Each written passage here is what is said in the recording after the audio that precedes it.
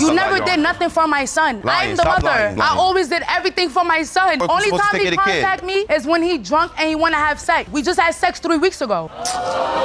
Yeah, we was drunk. Right, that's the only way you contact me. Throughout this pregnancy, as you prepare for the birth of Giovanni, was Mr. Lee present? No. He was telling people I was just getting fat. He was like, she just eats a lot of fat. Friends were rubbing my stomach. I'm showing ultrasounds to people. He's like, don't believe her. She's just fat. You know how So you were broken up or on a break. She was dating other people. You were dating I wasn't dating nobody. I can't say she was body, but I know we was both. I seen her at a party with a dude, and that was the last. That was a couple weeks before we got back together. That's the last thing I could say. Ms. Bruton is dead sure that Mr. Martin isn't the daddy of her kiddo Logan, and she's betting all her chips on her ex, Mr. Richardson, being the real deal. She's convinced that today's DNA magic show will boot Mr. Martin to the curb and reignite the old flame with Mr. Richardson. Ms. Bruton, you claim to be 100% positive that Mr. Martin is not your son's biological father because your ex-boyfriend, Mr. Richardson, is. You say today's DNA test allow you to get rid of Mr. Martin, finally reconcile your relationship with Mr. Richardson. Mr. Martin isn't having any of it and flips the script, insisting that Ms. Bruton played him into thinking he was Logan's pops. He's all in, believing today's DNA reveal will crown him the father. Emotions are high, and stakes are higher for Mr. Martin as he awaits the results. Next up, grab your 3D glasses. The plot is about to jump out at you. Mr. Martin, you say Ms. Bruton led you to believe that you had fathered her 7-month-old son, Logan. You claim Ms. Bruton kept the baby from you in hope that she could build a family with Mr. Richardson and not you. Today, you believe the DNA results prove you are the biological father. Things heat up with a squabble about who Logan looks like more. Ms. Bruton stakes her claim on Mr. Richardson based on Logan's ears and nose. Mr. Martin counters with a calendar of their hookups, aiming to prove his paternity right there. The judge steps in to cut through the noise, highlighting the need for the DNA results to sort out this hot mess. Logan looks just like Anthony. They have the same ears. I know he don't favor Mr. Martin at all. I know I had unprotected sex around the time that she conceived. She might many a times she say I did, but I know 7% No, Your Honor. that it is. We only had unprotected sex twice Your Honor. in my apartment. It was 3 at her apartment, 2 at her family member house, 1 at my house, and 1 in the... You know it only takes time anyway. Yes. During the pregnancy saga and after Logan popped into the world, Ms. Bruton admits she cut Mr. Martin out completely, all the while cozying up with Mr. Richardson, who even signed the birth certificate at the hospital. This bombshell highlights the telenovela-level scheming and potential for a legal smackdown depending on the paternity test outcome. Mr. Richardson was at the hospital. I have no idea where Mr. Martin was because we wasn't in contact with each other. Who signed the birth certificate? Mr. Richardson. I didn't even let Mr. Martin know when I had Logan because I wanted Mr. Richardson to know all of that. I didn't want because I don't want him to be Logan's father. You allowed Mr. Richardson to sign the birth certificate because you think he's the father or because you hope he's the father? I think he's the father and I'm hoping he's the father. Both. Cue the dramatic music as the DNA results drop like a bomb. It has been determined by this court. Mr. Richardson, you are not father.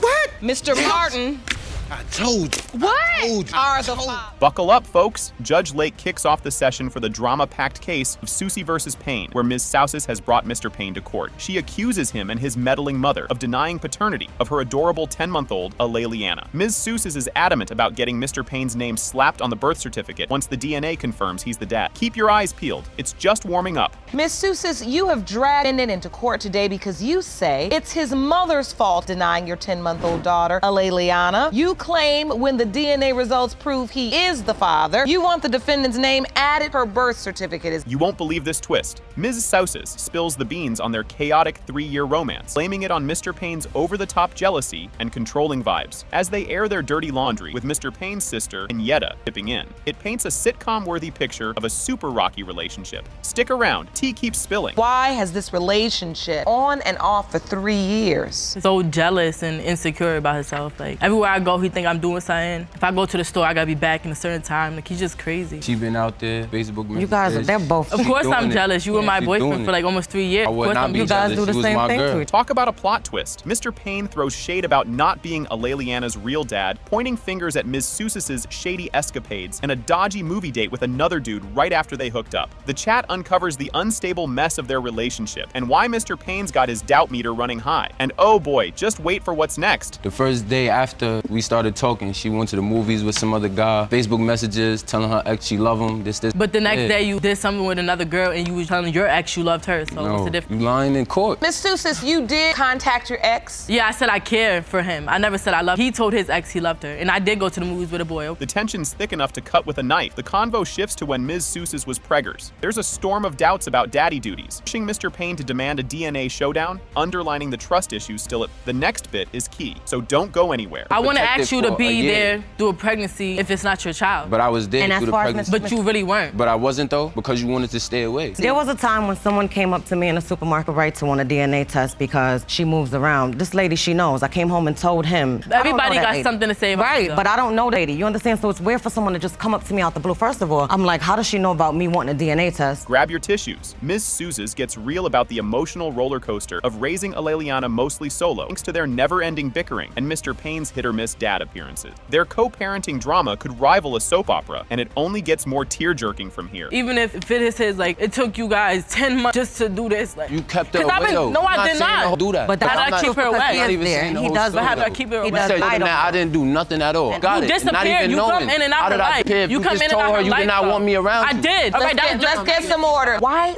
so much anger? What is going on between the two? Because they love each other. Here's the scoop. They dive deep into Mr. Payne's trust issues, uncovering their on-off flings and side gigs during their breaks. This soap opera-worthy backstory adds layers to their complex love and the baby drama. Don't touch that dial. The truth bomb is about to drop. We was both doing us before we got back together. I know how she moved. You know how. So you were broken up or on a break. She was together. dating other people. You were dating. I wasn't dating nobody. I can't say she was body, but I know we was both. I seen her at a party with a dude, and that was a couple weeks before we got back together. That's the last thing I could say. Were you having sex during the breakup? No, we don't talk to each other until we decide we miss each other. Then that's it. Then that's when we have sex. Big reveal is here, people. It has been determined by this court. Mr. Payne, you are the father. Thank you. Happy.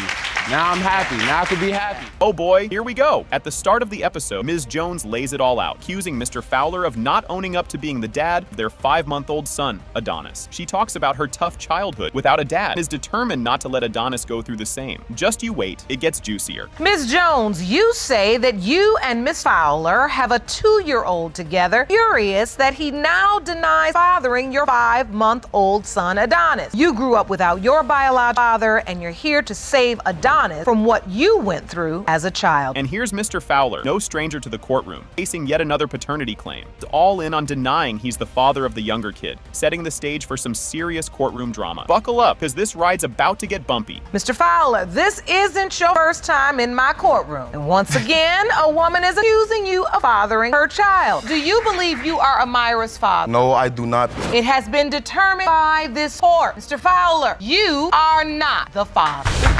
Things are getting heated now. Ms. Jones is upset that Mr. Fowler treats their kids so differently. This bit digs deep into the messy emotions and tangled relationships. Oh, and there's more drama ahead. Ms. Jones, you're furious. He accepts one child and not the other? Like, every time he comes to see his 2-year-old son, he forgets about Adonis. Like, when other people get in his head, Adonis don't exist. But when we all alone, that's his son. No, I don't believe it's my child, Your Honor. I don't. You can't make this stuff up. During a fiery exchange, Ms. Jones and Mr. Fowler throw accusations about who's doing what for the kids. It's a hot mess, and their relationship sounds like a soap opera on steroids. You gotta see what's next. You don't help him. That's You a never lie, did nothing for my son. I'm the mother. I always did everything for my son. Just like you never did nothing for Kimari. Right, whatever. We're Only supposed to time take he care of the kid. contact me is when he drunk and he want to have sex. Whatever. This is a lie. We just had sex 3 weeks ago.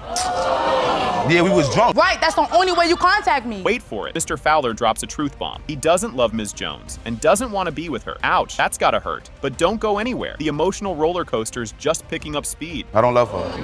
I don't want to be in a relationship with her. This is exactly what I had to go through ever since Barbie was a baby. He brought other females around him. He had another female push my son in a stroller. How many guys I coach you with in your house, though? And none of them I slept with. Judge Lake steps in, trying to be the voice of reason in this emotional chaos. She gives Ms. Jones some tough love and advice about self-respect and parenting. Trust me, you'll want to hear what happens next. So bottom of the barrel. Once he broke off the line, I don't love you. If I were you, I'd be here for my son. Now you can keep rolling around with him and having sex with him every 3 weeks and giving yourself, let you know that you don't mean anything to him, or you can follow my lead and let me lead you out this mess towards the truth and towards somewhere where you can become the respectable young lady and the mother you need to be.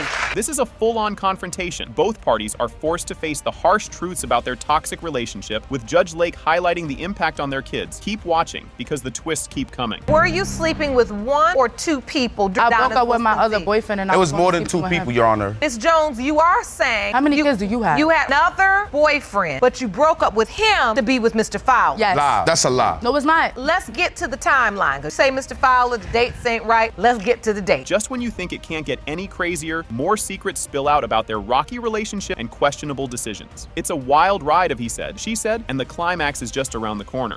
During that time, I've been telling him I was pregnant already because I get my period every first of the month. Lie. March 1st came, I did not get my period. We had sex again March 14th. I found out I was pregnant March 24th. Lie. Me and her had sex the day of Valentine's Day. I went to her house, I dropped my son off, I stayed and I spent the night, and I left the next morning. You're lying. You have sex with so many emails, you don't even know who. Whatever. Get ready for the big reveal. It has been determined by this court. Mr. Fowler, you are not the father. Easy and simple.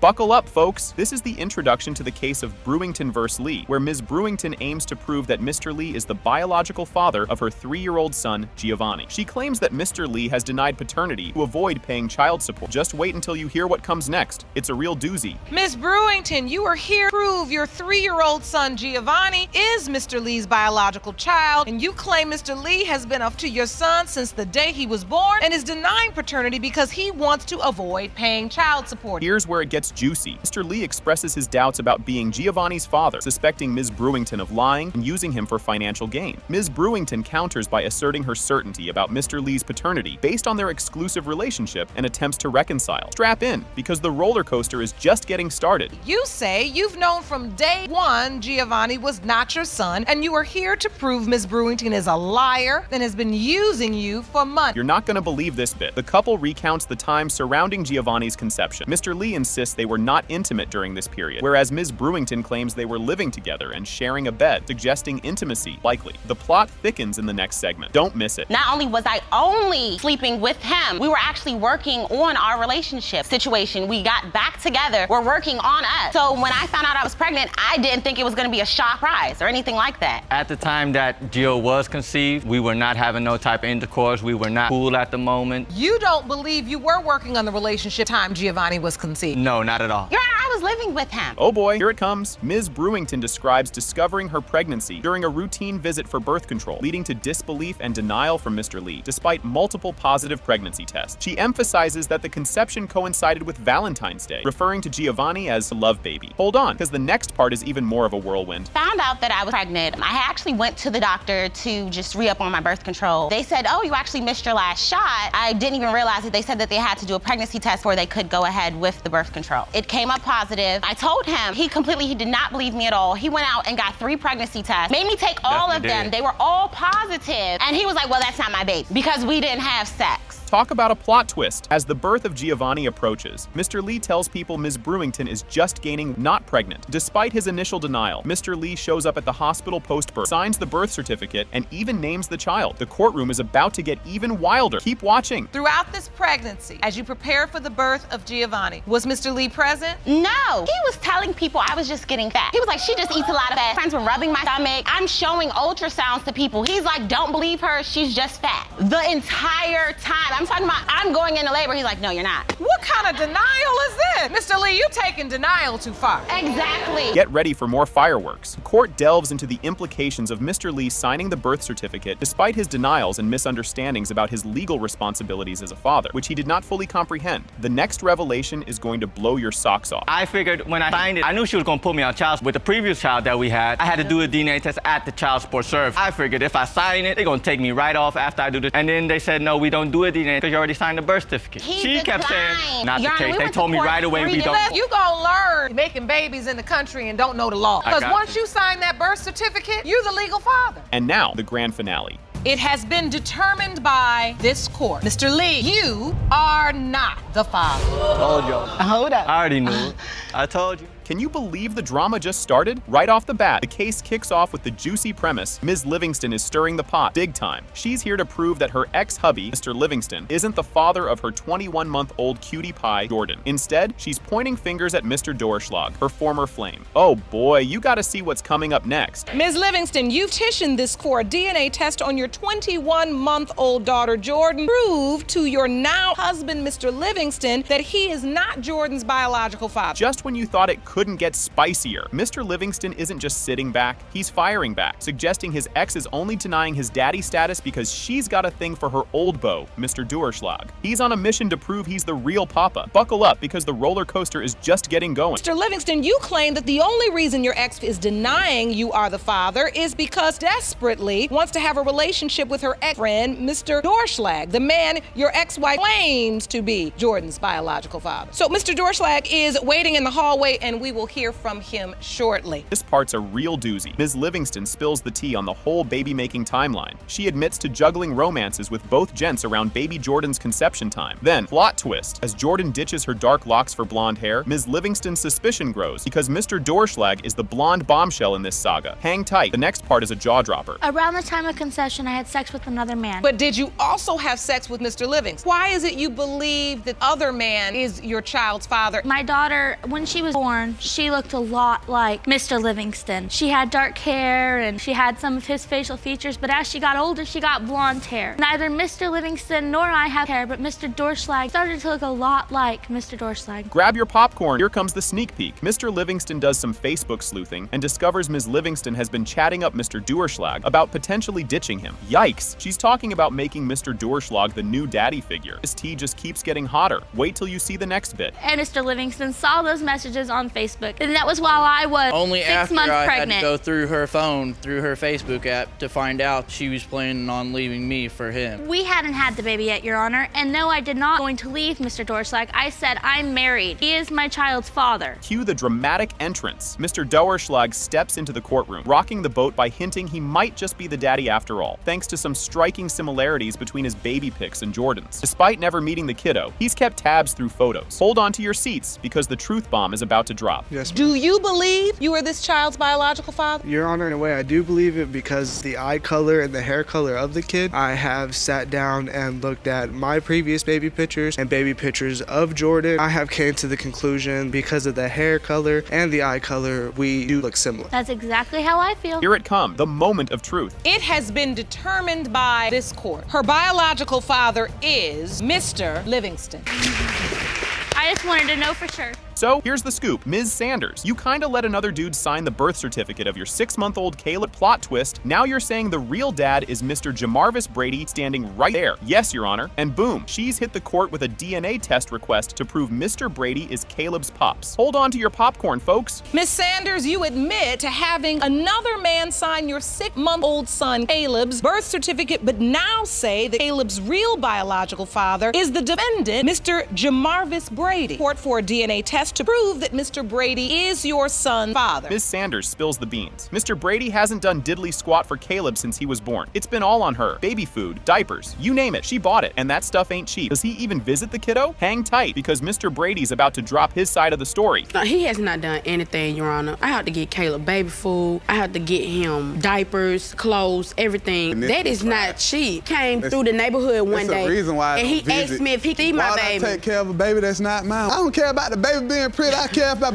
if the baby mine or not. I take care of my responsibility, not another man. Here comes the eye color drama. Mr. Brady doubts he's the father because of Caleb's green peepers. Nobody in his fam has them. Exhibit A. His entire lineage apparently missed the memo on green eyes. Oh, and the crowd's getting a good laugh. But wait, there's a plot twist with Ms. Sanders' eyes coming right up. The first thing is the green eyes. No one in my family has green eyes. May I show you, Your Honor? Starting with my grandparents. My grandma don't have green eyes. My granddaddy don't got green eyes. My mama or my daddy. I'm trying to figure out where these green eyes come from that's on this baby, because it ain't my family. It's getting real. Mr. Brady and Ms. Sanders are airing out their dirty laundry. Breakups, makeups, and baby drama. Oh, and Mr. Brady's been sulking because Ms. Sanders bounced back to her ex. The saga continues, and Ms. Sanders' mom is about to step into the ring to throw some punches, verbally. He said he don't want me, but he constantly takes my phone, somebody, so what's up? I come to the house, dudes coming and going all the time. Like, I left her house. Tell me that dudes coming and going, but you I left her house. house and the dude. So you telling me that if you see somebody with your girlfriend, you ain't gonna get mad and try to fight? You wasn't my girl. We was broken up. So you ain't gonna get mad and try to fight? Stories are not matching up. It don't make no sense. You ain't if I nothing but my was to potential baby see... mama. Enter stage left, Ms. Durham, Ms. Sanders' mama, ready to set the record straight. She's been picking up Mr. Brady's slack, buying all things baby. And just when Mr. Brady thinks it's all about the potential, Ms. Durham is about to give him a reality check. Fasten your seatbelts. The DNA results are coming up faster than you can say Maury Povich. This is my first time ever seeing him. Since Caleb's been born, myself and my husband step up. We buy this baby everything when she needs help. We step up. I called Mr. Brady and I said, this is ridiculous. Caleb is 6 months old. You're gonna step up. When are you gonna participate in raising your son? That's what the dad's for. I'm not Yeah, but I'm not taking care well, you of just said child. all she is my potential child's mother. Drum roll, please. It has been determined by this Mr. Brady. You